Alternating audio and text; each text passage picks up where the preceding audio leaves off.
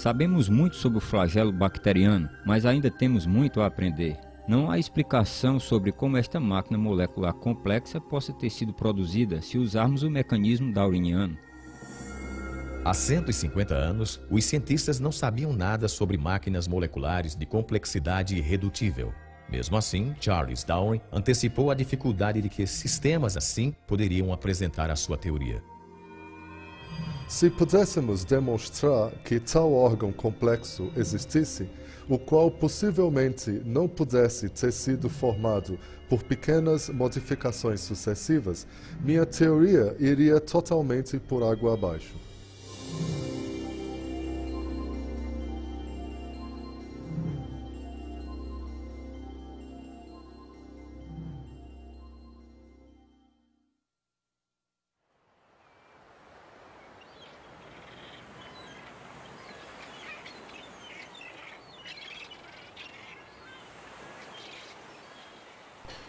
Existem realmente duas grandes perguntas na biologia.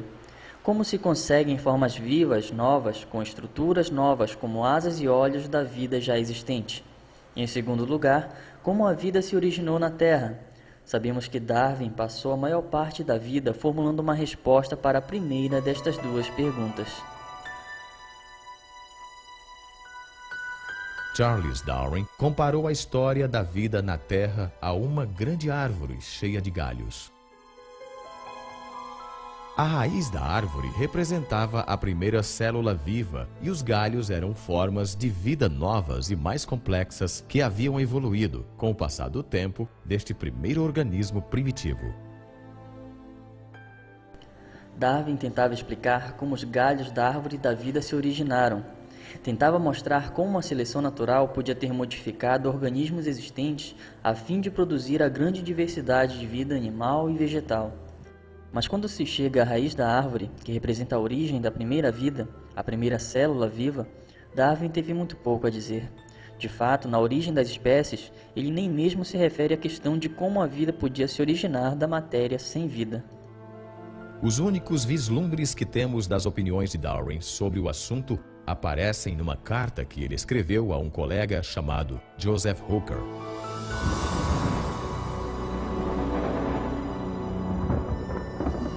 Com relação à primeira produção de um organismo vivo, se, e que grande se, pudéssemos conceber num lago pequenino de água morna, com todo tipo de amônio e sais fosfóricos, luz, calor e eletricidade, e que fosse formado quimicamente uma combinação de proteínas pronta para sofrer mudanças ainda mais complexas, atualmente tal matéria seria devorada instantaneamente, mas talvez este não tenha sido o caso antes que os seres vivos fossem formados.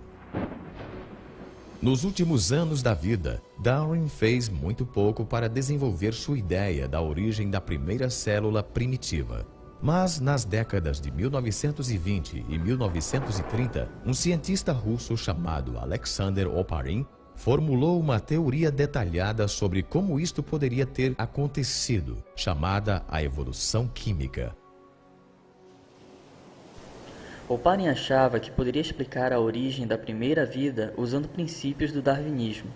Ele imaginou elementos químicos simples se combinando e recombinando a fim de formar moléculas maiores.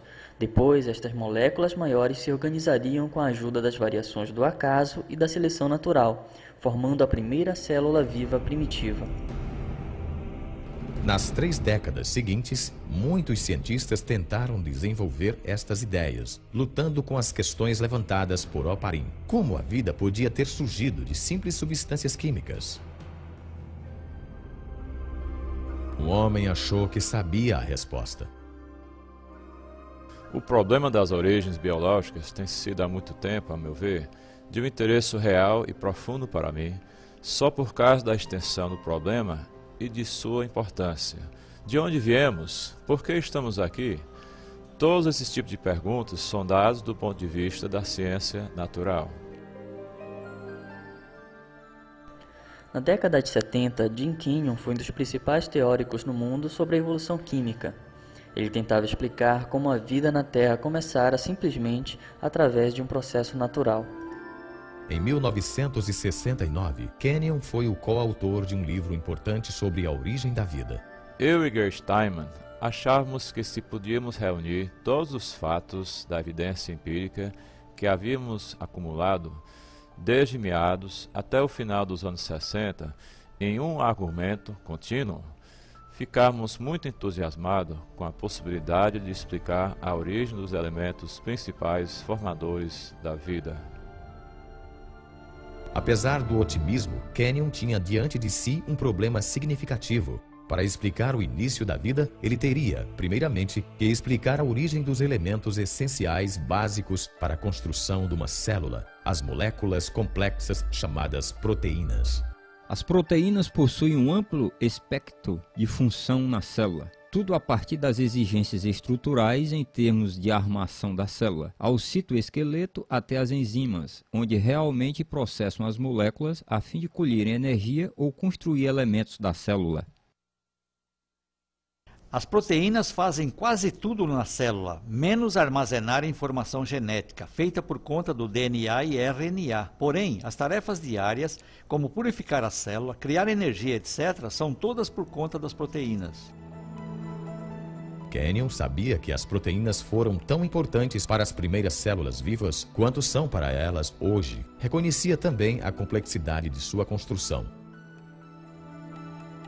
Até a década de 60, os cientistas determinaram que as células são feitas de milhares de tipos de proteínas, e a função destas moléculas se deriva da sua altamente complexa forma tridimensional. As formas de algumas proteínas permitem que elas catalisem ou disparem reações químicas, por causa do encaixe perfeito que tem com outras moléculas na célula. Ao passo que outras moléculas de proteína formam componentes estruturais que se conectam uns aos outros. As partes individuais de um motor bacteriano, como esta estrutura tipo anel, ou são feitas de uma única molécula proteica ou um aglomerado delas encaixadas de uma forma específica. Essas proteínas são feitas de unidades químicas menores chamadas aminoácidos, as quais são unidas formando longas correntes. Há um grau enorme de complexidade de arquitetura nas unidades celulares, justamente nesses aminoácidos que formam as proteínas. Na natureza, usam-se 20 tipos diferentes de aminoácidos a fim de se construir correntes proteicas. Os biólogos as comparam às 26 letras do alfabeto. As letras podem ser organizadas num número enorme de combinações possíveis. Se as letras forem organizadas corretamente, o resultado será um texto com sentido. Porém, se não forem, o resultado será apenas uma série incoerente de letras. O mesmo princípio se aplica aos aminoácidos e proteínas. Há 30.000 tipos distintos de proteínas, cada um formado com uma combinação diferente dos mesmos 20 aminoácidos. Eles se formam em correntes, geralmente com centenas de unidades de comprimento. Se os aminoácidos estiverem na sequência correta, então a corrente se dobra numa proteína que funciona. As proteínas se combinam com seus aminoácidos de tal forma que os aminoácidos se fecham uns sobre os outros numa arquitetura pré-programada pela ordem dos aminoácidos. Eles se dobram numa certa estrutura e essa estrutura é capaz de realizar certa função. Assim, todas as proteínas na célula têm um certo padrão tridimensional, baseado na organização dos aminoácidos na corrente. Esta organização é crítica. Se a sequência dos aminoácidos for incorreta, forma-se uma corrente inútil, a qual, ao invés de se dobrar numa proteína, será destruída na célula.